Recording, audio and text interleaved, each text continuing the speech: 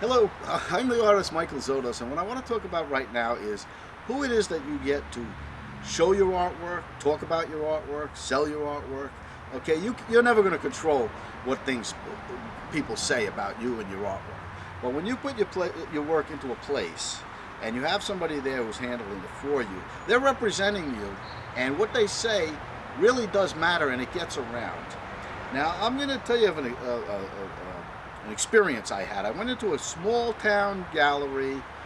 It was near a big town, but the gallery itself had artwork all over the walls. And then it had two huge pieces. I'm talking like 8 feet high by 10 feet wide, right in the middle of the room, like catty corner to each other.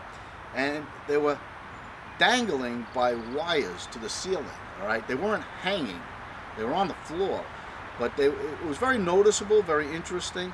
And I talked to the guy that he owned the building, okay? And he was quite full of himself. Well, anyway, there were these two dining room chairs to the side, upholstered dining room chairs.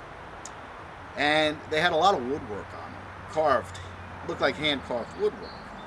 And I talked about it, and he says, "Oh, these are like 200 years old, okay? And they're from the 1700s." And I took one look at him and I knew better, because my father was a furniture upholsterer all my life growing up, and I worked in his shop all through high school. I was the one who took apart this type of furniture. And you go right up to it and you can see, first of all, something from the 1700s would have evidence that it had been reupholstered. It would have makings of old burlap and old webbing on it. These things didn't even have cambric. That's the black piece of fabric on the bottom to cover the underneath. Didn't even have that on it, and that it would have been there.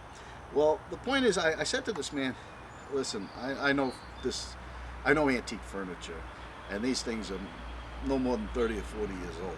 Well, did he get mad at me? He wanted me out of the place. He didn't want to talk to me because I saw through him. He was a liar. Now, would I want a liar to stand there and show people my artwork and get mad at them if they know better? Of course not.